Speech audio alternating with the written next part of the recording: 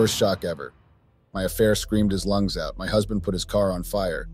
He found out, hey Reddit, using a throwaway account because I do not want this associated with my main account. I need advice on how to save my marriage as I am in a real binder here. My husband set my affair partner's car on fire and then kicked me out of the house, and I genuinely don't know if there's any way to save my marriage. My name is Anna, and I'm a 29-year-old woman. My husband's name is Richard, and he is a 28-year-old man. Richard and I met in college, and we were instantly attracted to each other. We dated passionately until we decided to tie the knot about a year ago, and for the past year of our marriage, it was pure bliss. Except for one significant fact. I was cheating on him.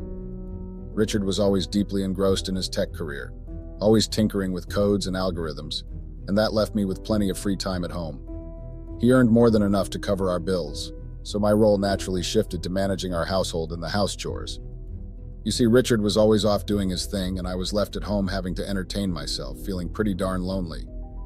I tried all sorts of stuff to keep busy, like painting, gardening, and experimenting in the kitchen, but none of it really stuck. It was like a cycle. I found something new to do, got excited about it, and then boom, back to feeling empty and craving real connection. I missed having someone to hang out with, chat, and just have a good time. It wasn't that I didn't get why Richard was so busy. I did. But it was tough being on my own for long stretches of time. Loneliness hits hard, you know. I just wanted someone to share life's moments with, laugh together, and feel connected. It was like this constant battle against quiet, empty moments that seemed to drag on forever.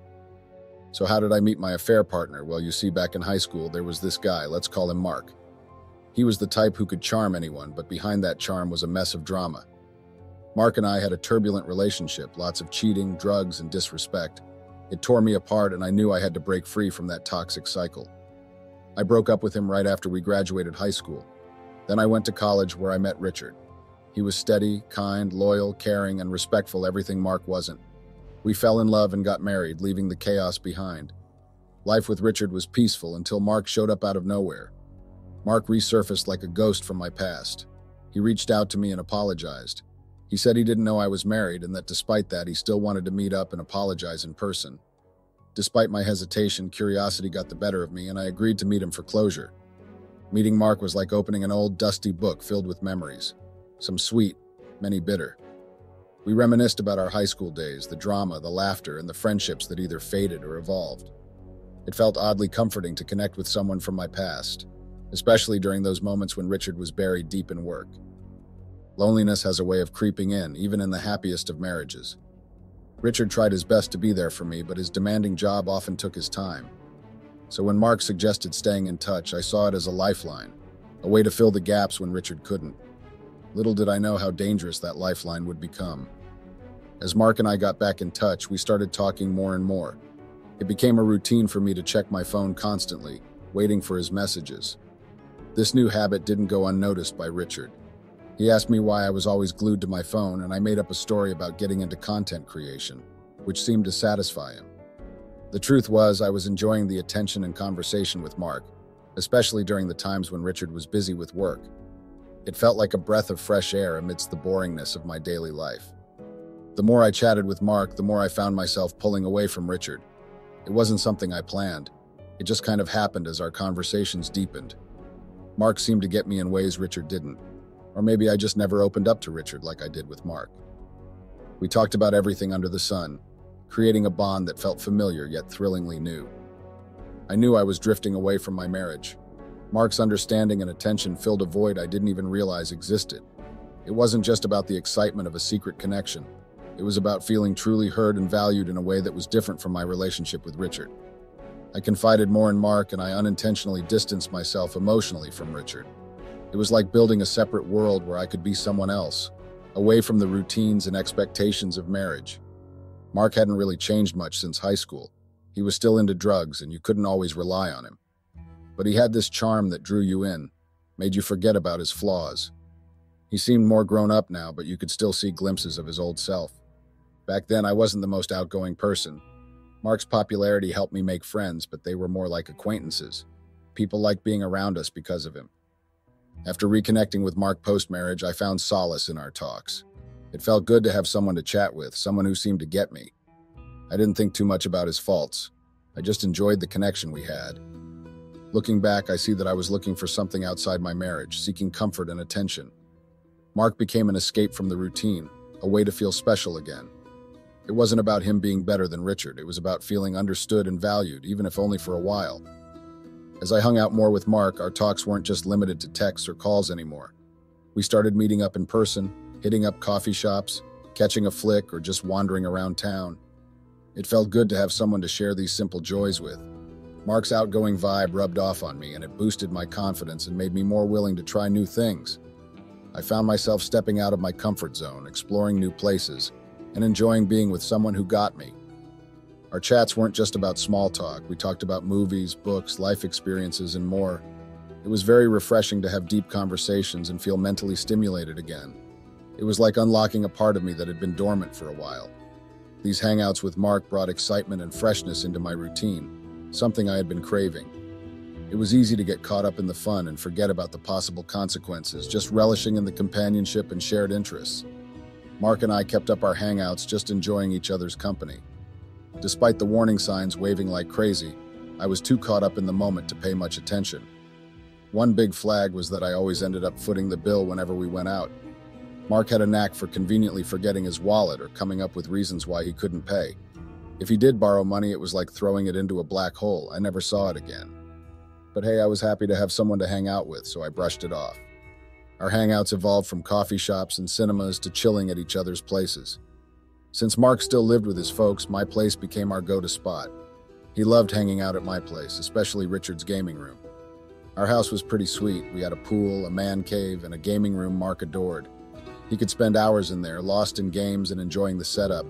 We'd chat, watch movies, and just have a blast together. It was like having a buddy around whenever I needed one.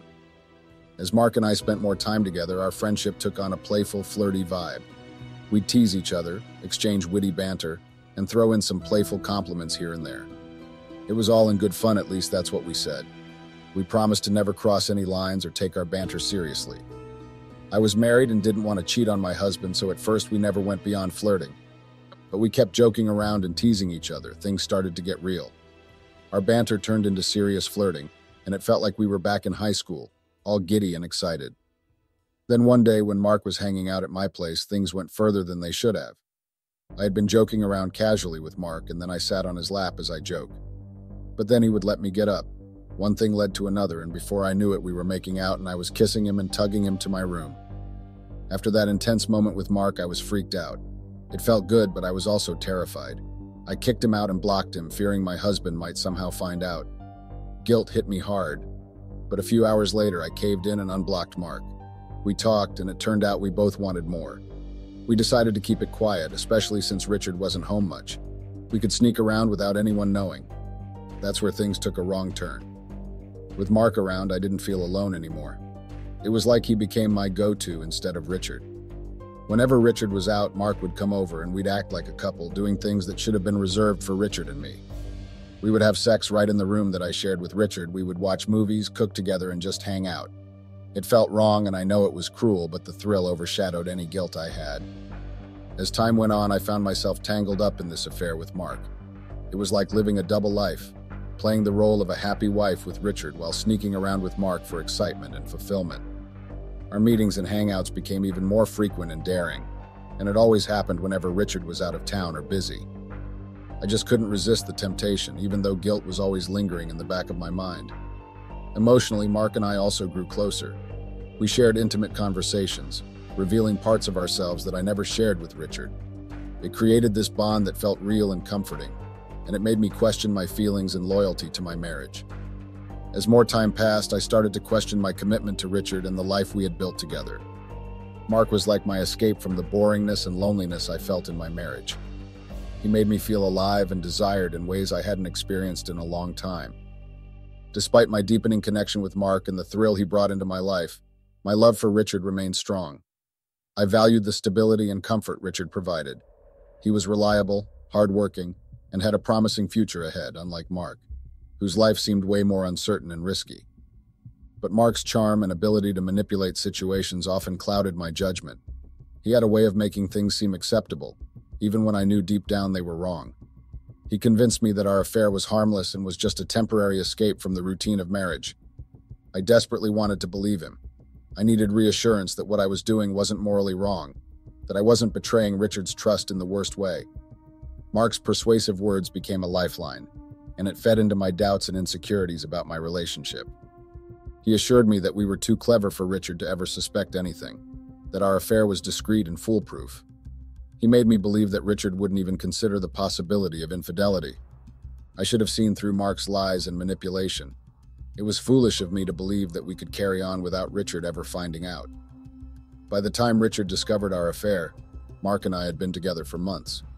Mark's assurances had made me have a false sense of security, and that made me lazy and stupid in covering my tracks. Our routine had become so careless. Richard's work trips became opportunities for Mark to spend long periods at our home, sometimes even staying overnight. I had grown used to Mark's presence to the point where I didn't bother hiding any evidence of our relationship. I let my guard down, thinking that Richard would never suspect a thing. On the day Richard was supposed to leave for a 2-day trip, I was excited at the fact that I would spend uninterrupted time with Mark during those 2 days. I played the role of the supportive wife, helping Richard pack his bags, driving him to the airport, and told him goodbye with a smile on my face. Little did I know that this would be the beginning of the end of my deception. I had already informed Mark about Richard's supposed trip before I drove Richard to the airport, so I expected Mark to be on his way home by the time I returned. As predicted, Mark arrived just 30 minutes after I got back. By then, we were so accustomed to our routine that Mark knew his way around our house without any hesitation. I had casually mentioned to Mark that Richard would be away for 2 days, so he brought his overnight bag along. We had breakfast together and enjoyed each other's company while watching a movie. And after we finished eating, the mood shifted and we both wanted to have sex. We started making out and then moved to the bedroom. However, we were so busy we didn't even notice when Richard had unexpectedly come back home. He had never left for any trip. It was all a plan to catch me red-handed. As we were still busy having sex, the bedroom door burst open, which shocked us both. I screamed in shock and I instinctively tried to cover myself. Surprisingly, Richard remained calm and composed. Mark, realizing the gravity of the situation and that we were busted, hastily gathered his clothes and rushed to leave, even stumbling in his hurry. Richard made no attempt to stop him. He simply watched as Mark hastily left the house. Meanwhile, I was left feeling utterly ashamed and exposed, and I was still desperately trying to conceal my body and hide from Richard's piercing gaze. After Mark bolted out in a frenzy, I heard him scream. It was such a gut-wrenching scream, the kind of scream that came directly from your lungs. I quickly covered up and rushed outside to see what was wrong and maybe deal with the mess. Mark's screams were like a punch in the gut. It was chaos. It was a total disaster. Mark's car was on fire, flames dancing, smoke billowing, and Mark, a total mess of emotions. Mark didn't park directly in our compound as we didn't want anyone spotting his car in the compound and mentioning it to my husband, so he usually parked not too far from our house. I rushed back into to grab our fire extinguisher like my life depended on it, hoping it would be enough to put out the fire. The heat was crazy and I was sweating so much. My sweat even began to mix with panic as I battled against the flames. We had wanted to call the fire safety department, but ultimately we put out the flames and there was no need to call them. Mark was crying at this point, which now that I think about it is hilarious. He even tried to blame me for the whole ordeal and I had to remind him that I didn't light the fire. My mind was racing. I was trying to make sense of it all. The truth was staring me in the face. This wasn't some accident. Someone had deliberately set Mark's car on fire and the timing was just too perfect. Richard's absence during all this was suspicious. He has stayed inside the house and didn't even come out even when he heard Mark screaming. I knew deep down that Richard had been the one to do it. A car didn't just suddenly engulf itself in flames. Richard must have been the one to set it on fire before coming into the house. Mark cried his heart out, saying his car meant the world to him. He accused Richard of setting it on fire but had no proof to back it up. I left him to deal with his mess and went back inside, where Richard was calm and collected, cooking in the kitchen. It hit me then that Richard had caught me red-handed cheating a few minutes ago. I tried crying and pleading, hoping Richard would forgive me, but he was firm. He gave me 10 minutes to pack up and leave or face eviction. I scrambled to gather my things and carry them out to the porch. I cried relentlessly, but Richard remained unmoved and he literally banged the door on me. Desperate, I tried calling Mark for shelter, but he had already left and abandoned his burnt car, or maybe B was going to get it towed. He didn't answer my calls, and 30 seconds later he sent me a text, blaming me entirely and cutting ties with me, telling me to never ever send him a message again. I felt utterly lost. I had nowhere to turn. My family was hours away, and I wasn't sure if they'd even take me in. Richard seized the car keys and had denied me from taking any of his cars. With Mark also shutting me out, I reached out to an old friend who reluctantly agreed to let me stay for just a week. I had to grab an Uber to get to my friend's place because I had nothing left. To add insult to injury, Mark had emptied our joint account, leaving me broke and penniless. I messaged him, practically begging him to leave me something, but he refused, claiming it was all his hard-earned money. My friend had to help me pay the Uber. Now I'm at my friend's, feeling like a total wreck. I've been crying non-stop, regretting every choice that led me here. That's why I'm here on Reddit, hoping someone has a clue on how I can fix the colossal mess I've made of my marriage. I know I've made a terrible mistake, and now, I am facing the consequences of my actions, I'm torn between guilt, regret, and a desperate desire to salvage what's left of my relationship with Richard. I don't want to lose my husband. Any real advice would mean the world to me right now. Thanks for lending an ear. Update. Hey Reddit, things have been insane since my last post. I've been steering clear of the comments for a bit because they've been brutal. It's been roughly a week since I first shared my story, and the flood of DMs hasn't slowed down. The comments range from supportive to downright nasty, with many of you all pointing fingers at me. And I want to set the record straight. I'm not painting my husband as the bad guy. I'm just sharing my side of the story honestly. If he hadn't neglected me, maybe things wouldn't have gone down this path. But dwelling on blame won't fix anything. As for updates, not much has changed. I have to leave my friend's place soon and bounce between couch surfing and shelters. It's not ideal, but I'm trying to make do. My husband mentioned legal papers are on the way, so I'm bracing myself for that too. In the meantime, I'm taking up little gigs to save up enough money. My goal is to have a stable place to go after the divorce. I'm going to go back home to my parents. Going back home, even if it's post-divorce, would be a relief and would be better than homelessness. Update. Hey Reddit, quick update. I've been served with divorce papers. It's a bitter pill to swallow, but deep down I know it's probably for the best. I'll be heading to court soon to finalize everything. I'm ready to sign the papers because, let's face it, I messed up big time.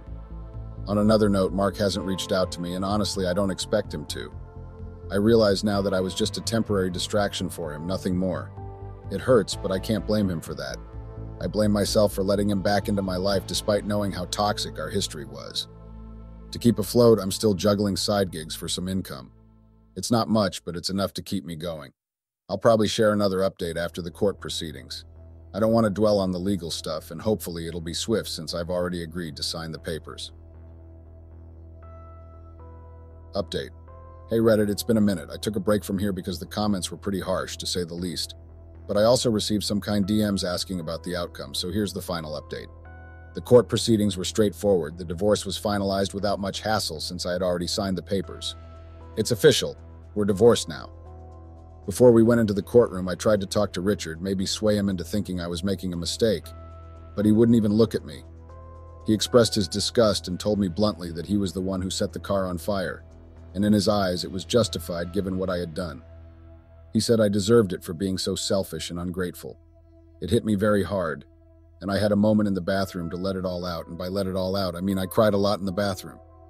Seeing Richard there made me realize how much I had missed him. But it's too late now, and I have to accept that.